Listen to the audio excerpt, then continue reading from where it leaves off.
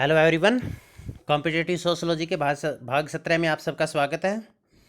तो इसमें हम शुरुआत करते हैं अपने पहले क्वेश्चन से। जैविक उद्द विकास की अवधारणा के जनक कौन है? उद्द विकास का मतलब क्या होता है? इंग्लिश में इसको इवोल्यूशन बोलते हैं। हमें बायोलॉजिकल एवोल्यूशन की अवधारणा के जनक कौन है? तो इनकी अवधारणा के जनक चार्ल्स डार्विन है। डार्विन ने 1859 में एक पुस्तक लिखी थी, उसका नाम था ओरिजिन ऑफ स्पीसीज। उस पुस्तक में उन्होंने जैविक विकास की अवधारणा का वर्णन किया था। उन्होंने ये कहा था कि योग्यतम को सर्वोत्तम को ही जीने का अधिकार है। इसका मतलब हुआ प्रत्येक प्रजाति है, प्रत्येक जीव व प्रकृति में संघर्ष करता है और जो ताकतवर है वही सर्वाइव कर पाता है, वही जीवित रह पाता है, और जो कमज़ोर है उन्हें प्रकृति मारने के लिए चुन लेती है। तो ये जैविक अवधारणा, जैविक उद्द विकास की अवधारणा थी, ये चार्ल्स डार्विन की थी। और इसी जैविक अवधारणा को हर्बर्ट स्पेंसर ने समाज के अंदर लागू किया। तो सामाजिक उद्द विकास के जनक कौन से थे? सामाजिक उद्द विकास के जनक हर्बर्ट स्पेंसर थे। जैविक उद्द विकास में चार्ल्स डार्विन ने बताया था कि जीवों का विकास किस तरह से हुआ है, प्रजातियों का विकास किस तरह से हुआ है। सामाजिक उद्द विकास में हर्बर्ट स्पेंसर ने बताया कि समाज का विकास कैसे हुआ है। उन्होंने कैसे ये हर्बर्ट स्पेंसर ने पुस्तक लिखी थी द फर्स्ट प्रिंसिपल 1863 में। उस पुस्तक में उन्होंने जैविक उद्द विकास की अवधारणा थी चार्ल्स डार्विन की, उस अवधारणा को समाज के ऊपर लागू किया था। चार्ल्स डार्विन ने बताया था कि मनुष्य का शरीर या कोई भी जीव है, वो जीव और समाज एक ही जैसे हैं, दोनों में समानता है। जिस तरह से समाज के अलग अलग अंग है, जैसे उसकी बहुत सारी राजनीतिक, आर्थिक, धार्मिक संस्थाएं हैं, अलग अलग जाति, धर्म, इस तरह के बहुत सारे अंग हैं, उसी तरह से हमारे शरीर के भी अंग हैं। जैसे हाथ, कान, नाक, पाँव, ये अलग अलग अंग है। ये सारे अंग अपनी अपनी जगह पर अपना अपना काम करते हैं, लेकिन ये शरीर के विकास के लिए काम करते हैं। बिल्कुल उसी तरह से समाज के भी अलग अलग अंग हैं। राजनीतिक संस्थाएं, धार्मिक संस्थाएं, जातीय संस्थाएं, सांस्कृतिक संस्थाएं, सामाजिक संस्थाएं, ये समाज के अलग अलग अंग हैं, परंतु इनका विस्तार निश्चित है, इनके कार्य भी निश्चित है, और ये सभी काम किसके लिए कर रहे हैं? ये सब काम समाज के विकास के लिए कर रहे हैं। इसको हर्बर्ट स्पेंसर ने साम्यवाद का नाम दिया था। मतलब शरीर है वो, समाज है वो शरीर या जीव के समान है, ऑर्गेनिज्म, इसी को बोला गया ऑर्गेनिज्म। तो जो हर्बर्ट स्पेंसर ने जैविक उद्द विकास की अवधारणा को समाज के ऊपर जो लागू किया था, वो समाज की तुलना जीव या शरीर के साथ करके की थी। समाज और सावयव में इन्होंने समानता स्थापित करके की थी। इसी को साम्यवाद कहा जाता है। समाज और सावयव का समानता का मतलब क्या हो गया? समाज का मतलब सोसाइटी, समाज का मतलब शरीर या जीव, मतलब समाज और जीव में आपस में समानता है। उसी के आधार पर जैविक उद्द विकास की अवधारणा को इन्होंने समाज के ऊपर लागू किया था, सामाजिक उद्द विकास की अवधारणा को।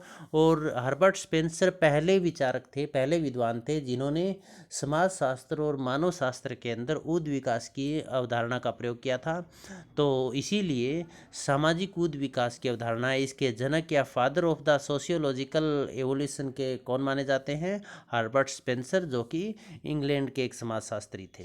ओके, इसके बाद हम पढ़ते हैं उद्द विकास क्या है, एवोल्यूशन क्या है। यह परिवर्तन की वह प्रक्रिया, परिवर्तन किसमें? जो हर्बर्ट स्पेंसर तो कह रहा है समाज के अंदर परिवर्तन, और वही बात चार्ल्स डार्विन ने कही थी प्रजाति या जीवों में परिवर्तन। परिवर्तन की वह प्रक्रिया जिसमें प्रत्येक परवर्ती अवस्था अपनी पूर्ववर्ती अवस्था से संबंधित होती है। परवर्ती अवस्था का मतलब आगे की जो अवस्था है वो पहले की अवस्था से संबंधित होती है, तथा इसमें वृद्धि, विकास और निरंतरता, मतलब ग्रोथ, डेवलपमेंट एंड कंटिन्यूटी, तीन तत्व पाए जाते हैं, वो उद्द विकास कहलाता है। जैसे हम आपको बताएं, एक एग्जाम्पल के द्वारा हम आपको ये समझाते हैं भी। जैसे मान लीजिए एक बीज है, बीज से क्या बनेगा?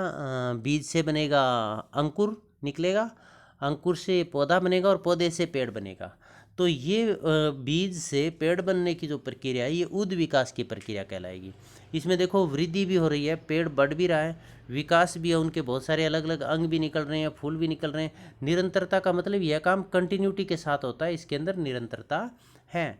अब इसमें प्रत्येक प्रवर्ती अवस्था पूर्ववर्ती पर निर्भर कैसे है, जैसे अंकुर निकला है तो अंकुर किसके ऊपर निर्भर है, अंकुर बीज के ऊपर निर्भर है, अपने से पूर्ववर्ती अवस्था बीज के ऊपर ये निर्भर है। इसी तरह से पौधा किस पर निर्भर होगा, अंकुर पर निर्भर होगा। पेड़ किसके ऊपर निर्भर होगा, पौधे के ऊपर निर्भर होगा। तो उद विकास इवोल्यूशन वह प्रक्रिया है जिसमें आगे की अवस्था अपनी पहली अवस्था पर निर्भर होती है, जिसके अंदर तीन चीज़ें वृद्धि, विकास और निरंतरता ये तत्व पाए जाते हैं, उसे उद विकास कहा जाता है। द ओरिजिन ऑफ स्पीसीज 1859 पुस्तक का राइटर कौन थे, चार्ल्स डार्विन थे। इसी पुस्तक में इन्होंने जैविक उद विकास का सिद्धांत का वर्णन किया था। अगली स्लाइड में आप देखिए, who wrote the book the first principle 1863 में लिखी गई थी। ये पुस्तक किसके द्वारा लिखी गई थी, ये हर्बर्ट स्पेंसर के द्वारा लिखी गई थी। और इस पुस्तक फर्स्ट प्रिंसिपल पुस्तक है, इन्होंने सबसे पहले अपनी इस पुस्तक के अंदर ही सामाजिक उद विकास सिद्धांत का वर्णन किया था, इसीलिए इन्हें उद विकास सिद्धांत के जनक भी माने जाते हैं। हर्बर्ट स्पेंसर ने उद विकास के तीन सिद्धांत कौन से बताए भी, शक्ति शाश्वत है, पदार्थ का विनाश नहीं होता है, प्रत्येक चीज़ में गति होती है। ये तीनों उसी एग्जाम्पल के द्वारा सीखिएगा। बीज है, उसके अंदर शक्ति है, वो निरंतर रहेगी, मतलब पदार्थ या वस्तु के अंदर जो शक्ति है वो अमर है, वो कभी खत्म नहीं होती। इसी कारण पदार्थ का विनाश नहीं होता है। बीज है, उसका विनाश नहीं है, उससे अंकुर निकला, अंकुर का विनाश नहीं हुआ, उससे पौधा बन गया, पौधे का विनाश नहीं हुआ, उससे क्या बन गया, पेड़ बन गया। मतलब पदार्थ का कभी विनाश नहीं होता है, ये सरवाइव करता है, हमेशा रहता है। प्रत्येक चीज़ में गति होती है, कोई भी चीज़ उसमें गति होती है। देखो बीज में भी गति थी, अंकुर में भी गति है, पौधे में भी गति है, मतलब हर चीज़ के अंदर क्या होती है, गति होती है। अब यही चीज़ हर्बर्ट स्पेंसर ने लागू की थी कि इसके ऊपर, समाज के ऊपर। उन्होंने क्या कहा था, समाज पहले सरल था। चलो ये अगला क्वेश्चन करके इसमें आपको समझाएंगे और क्लियर होगा। तो यहाँ पर आप देखिएगा, हर्बर्ट स्पेंसर के अनुसार जीवों या समाज का विकास कैसे हुआ, सरलता से जटिलता की ओर, समानता से विभिन्नता की ओर, अनिश्चितता से निश्चितता की ओर। ये तीन चीज़ें हैं। वही एग्जाम्पल लीजिएगा, बीज, और बीज से क्या बना था, अंकुर बना था, अंकुर से क्या बना था, पौधा, और पौधे से पेड़। चलो हम यहीं तक लिख लेते हैं इसको। अब इसमें देखिएगा, सरलता से जटिलता की ओर, पहले बीज था तो ये बड़ा सरल था। सरल होने का मतलब हो गया इसके अलग अलग अंग स्पष्ट नहीं थे, तो एक सीधा सा था, सरल था। लेकिन बाद में ज्यों ज्यों ये बड़ा हुआ, इसके अलग अलग अंग बन गए। जैसे पौधा बना तो इसमें पत्तियां निकल आई, तना बन गया, शाखाएं बन गई, फूल लग गए, फल लग गए। तो इसमें और सभी के काम क्या हो गए, अलग अलग हो गए। तो ज्यों ज्यों विकास होता जाता है, उद विकास होता है, तो वो वस्तु है उसमें परिवर्तन कैसे आता है, सरलता से बाद में वो जटिल बन जाता है। समानता से विभिन्नता, पहले समान थे, सारे बीज समान थे, लेकिन बाद में जब वो पौधे बने तो सारे अलग अलग तरह के बने। उसके अंग है, उनके विभिन्न तरीके से उनके अंगों में विकास हुआ। तो इसमें क्या हुआ, समानता से विभिन्नता की ओर उद विकास की प्रक्रिया चलती है। अनिश्चितता से निश्चितता, बीज थे उसके अंग नहीं थे तो इसके कार्य भी निश्चित नहीं थे। लेकिन पौधा बना तो उसके अंग अलग अलग स्पष्ट हो गए। जैसे तने का काम पेड़ को सहारा देना, फूलों का काम रिप्रोडक्शन करना, पत्तियों का काम भोजन देना, जड़ों का काम भूमि से पोषक तत्व लेना। तो ये सारे काम इसके अलग अलग हो गए। तो इसमें निश्चितता आ गई भी, कौन सा अंग कहाँ पर निश्चित है और उसका काम क्या है। अब इसी चीज़ को जो अपने हर्बर्ट स्पेंसर है, उन्होंने किसके ऊपर लागू, समाज के ऊपर। जैसे समाज है तो समाज भी सरलता से जटिलता की ओर विकास होता है। जैसे पहले समाज था तो समाज में एक परिवार नाम की संस्था थी, वो परिवार है वो ही सारे काम करता था, राजनीतिक, आर्थिक, धार्मिक, सामाजिक। तो वो परिवार ही सभी काम करता था, तो वो सरल समाज था। लेकिन जटिलता की ओर कैसे बढ़ा, इसके आगे चलकर अलग अलग अंग विकसित हो गए। तो राजनीतिक दल राजनीति का काम करने लगे, आर्थिक संस्थाओं में आर्थिक काम होने लगा, सामाजिक संस्थाओं में सामाजिक काम होने लगा, धार्मिक संस्थाओं में धार्मिक काम होने लगा। मतलब कार्य विशेषीकरण आया और उसमें जटिलता बढ़ी। समानता से विभिन्नता की ओर, पहले समाज परिवार समाज एक ही था, लेकिन उसके बाद उसमें विभिन्नता आई। विभिन्नता कैसे आई, अलग अलग समाज बन गए, जाति के आधार पर, धर्म के आधार पर, नगरीय, ग्रामीण। तो उसमें विभिन्नता आई। इसके बाद अनिश्चितता से निश्चितता, पहले अनिश्चित था, परिवार था तो उसका उसमें अनिश्चितता थी, क्योंकि परिवार में कार्य विशेषीकरण नहीं था।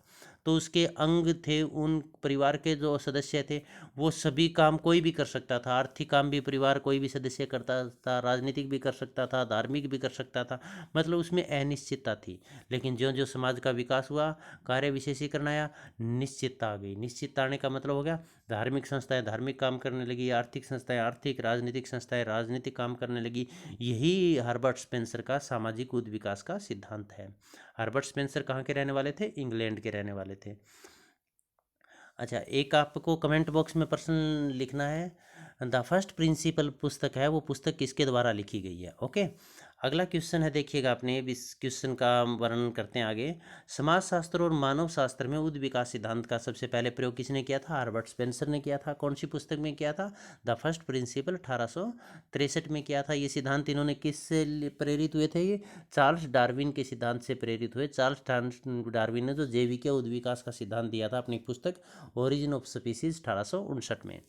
हर्बर्ट स्पेंसर की समाजशास्त्र की पहली पुस्तक या पहली रचना कौन सी है? ये काफ़ी इंपॉर्टेंट क्वेश्चन है। तो सोशल स्टैटिक्स 1850 में लिखी थी। ये समाजशास्त्र में इनका पहला योगदान है, सर्वप्रथम योगदान है। प्रत्यक्षवाद क्या कहलाता है? प्रत्यक्षवाद का मतलब होता है विज्ञान। ये काम्टे ने चिंतन के 3 स्तर बताए थे, उनका अंतिम स्तर है। इसका मतलब हुआ 3 स्तर कौन से थे? पहला धार्मिक स्तर, दूसरा तात्विक स्तर और तीसरा प्रत्यक्षवाद या वैज्ञानिक स्तर। तो कोई भी घटना है उनको यदि हम वैज्ञानिक तरीके से एज इट इज वस्तुगत स्थिति को हम देखते हैं, निष्पक्षता के साथ उसका अध्ययन करते हैं, तो वो प्रत्यक्षवाद कहलाता है। ये पूरी तरह से तर्क पर आधारित होता है, जैसे निरीक्षण, परीक्षण, प्रयोग और वर्गीकरण पर आधारित वैज्ञानिक विधियों के द्वारा किसी भी चीज़ को समझना और उससे ज्ञान प्राप्त करना ही प्रत्यक्षवाद है। मतलब अंधविश्वास या रूढ़िवादिता की यहाँ पर कोई जगह नहीं है। तर्क का महत्व है, वैज्ञानिक विधियों का महत्व है, वैज्ञानिक प्रक्रिया का महत्व है। इसके बाद अगला क्वेश्चन है अपना, इस स्लाइड में आगे देखिएगा 2 क्वेश्चन अपने रह गए थे। तो एक पहला इसमें ये क्वेश्चन है अपना, एक प्राथमिक समूह है, प्राइमरी ग्रुप है, इसके जनक कौन थे? प्राइमरी ग्रुप की अवधारणा किसकी थी? तो ये चार्ल्स कूले की थी। चार्ल्स कूले अमेरिका के समाजशास्त्री थे। उन्होंने एक पुस्तक लिखी थी 1909 में, सोशल ऑर्गेनाइजेशन 1909 या सामाजिक संगठन 1909 में। इस पुस्तक में उन्होंने प्राथमिक समूह की अवधारणा को प्रतिपादित किया था। इसका मतलब प्राथमिक समूह वो समूह होता है जिसमें हमारे संबंध आपस में घनिष्ठ होते हैं, हम एक दूसरे को जानते हैं, इसमें किसी तरह की औपचारिकता नहीं होती है और सभी मिलजुल कर एक दूसरे के सहयोग से काम करते हैं, जैसे परिवार हो गया, दोस्त हो गए, पड़ोसी हो गए। तो ये प्राथमिक समूह के अंतर्गत आता है। तो प्राथमिक समूह की अवधारणा का प्रयोग चार्ल्स कूले ने 1909 में अपनी पुस्तक सोशल ऑर्गेनाइजेशन में किया था। चार्ल्स कूले कहाँ के रहने वाले थे? अमेरिका के रहने वाले थे। स्वार्थी समूह किस समूह को कहा जाता है? तो 2 समूहों का वर्णन किया जाता है, एक प्राथमिक समूह और एक secondary, primary and secondary group. प्राथमिक समूह कौन सा होता है? जिसका आकार छोटा होगा, घनिष्ठ संबंध होंगे, औपचारिकता जिसमें नहीं होगी, मेल मिलाप, जैसे परिवार के अंदर हमारे अंदर कोई औपचारिकता नहीं होती ना, एक दूसरे के प्रति प्रेम भाव होता है, घनिष्ठ रूप से हम एक दूसरे को जानते हैं। लेकिन सेकेंडरी जो ग्रुप है उसको स्वार्थी समूह कहा गया। ये बात किसने कही थी? सेकेंडरी ग्रुप या द्वितीयक समूह को स्वार्थी समूह किम्बाल यंग ने कहा था। स्वार्थी समूह क्यों? जैसे मान लीजिए हम स्कूल के अंदर पढ़ते हैं, कॉलेज के अंदर पढ़ते हैं, तो हमारा जो स्टूडेंट्स के साथ आपस में रिलेशन है या स्टूडेंट का आपस में रिलेशन है वो सेकेंडरी समूह हुआ। तो उसमें औपचारिक है, औपचारिक का मतलब कानून के अनुसार है, वो संस्था से जुड़े हुए हैं, संस्थागत है, उसमें घनिष्ठता नहीं होती, आकार बड़ा होता है, एक दूसरे को जानते नहीं। अब कॉलेज के अंदर सभी बच्चे एक दूसरे को नहीं जानते हैं, लेकिन उसका स्टूडेंट ग्रुप तो है ना, विद्यार्थी समूह, तो वो किस समूह के अंदर आएगा? वो आएगा सेकेंडरी समूह के अंदर। लेकिन यदि उसमें सभी अपने स्वार्थ से जुड़े होते हैं, क्योंकि वो पढ़ाई कर रहे हैं, इसीलिए इनको स्वार्थी समूह कहा गया है। लेकिन उसी कॉलेज के अंदर यदि कुछ 3-4 बच्चों में आपस में घनिष्ठ दोस्ती है, तो वो कौन सा कहलाएगा समूह? वो प्राइमरी ग्रुप कहलाएगा। तो स्वार्थी समूह प्राइमरी सेकेंडरी ग्रुप को किम्बाल यंग ने कहा था। संदर्भ समूह या रेफरेंस ग्रुप की अवधारणा किसकी है? हर्बर्ट हाइमैन की है। इन्होंने 1942 में संदर्भ समूह की अवधारणा है इसको प्रतिपादित किया था। संदर्भ समूह कौन सा होता है? ये काल्पनिक समूह होता है जिसके सदस्य हम नहीं होते हैं। जैसे मान लीजिए आप आर्मी ज्वाइन करना चाहते हैं, आर्मी में आप है नहीं, लेकिन आपने काल्पनिक रूप से मान लिया आप उसी तरह से रहने लग जाएंगे, उसी तरह से व्यवहार करने लग जाएंगे, तो आपका संदर्भ समूह हो गया। आपने मन ही मन में अपने आप को उस समूह से रिलेटेड कर लिया है। या जैसे कई बार हम देखते हैं यंग लड़के और लड़कियां हैं, वो हीरो या हीरोइन की नकल करने लग जाते हैं। नकल करने का मतलब क्या? वो अपने आप को उस जैसा समझने लग जाता है, उसी समूह का सदस्य समझने लग जाता है। तो इसको हम क्या कहते हैं? रेफरेंस ग्रुप कहेंगे या संदर्भ समूह कहेंगे। यह अवधारणा हर्बर्ट हाइमैन की है। इन्होंने 1942 में इस सिद्धांत अपनी अवधारणा को दिया था। एक ये विवाह स्त्री पुरुषों के पारिवारिक जीवन में प्रवेश करने की संस्था है। विवाह की डेफिनेशन किसकी है? भी जब एक लड़का और लड़की पारिवारिक जीवन में एक परिवार बनाते हैं तो उसको विवाह कहा जाता है। ये बोगार्ट्स की परिभाषा है। किनशिप ऑर्गेनाइजेशन इन इंडिया पुस्तक है, ये इंपॉर्टेंट बुक है काफ़ी। ये किसने लिखी थी? इरावती कर्वे ने लिखी थी। इरावती कर्वे ने इस पुस्तक में किस चीज़ का वर्णन किया था? इसमें भारत में नातेदारी समूह का अध्ययन किया था। भारत में नातेदारी व्यवस्था क्या है, किस तरह से काम करती है, उसके बारे में इन्होंने इस पुस्तक के अंदर वर्णन किया था। Kinship organization in India, Bharat में नातेदारी संगठन। तो ये हमारा वीडियो था। आपको कैसा लगा? अच्छा लगा शेयर ज़रूर कीजिएगा। किसी तरह का कोई आपके क्वेश्चन क्लियर ना हो तो कमेंट बॉक्स में लिखकर आप ज़रूर बताइएगा। आप सबका बहुत बहुत धन्यवाद।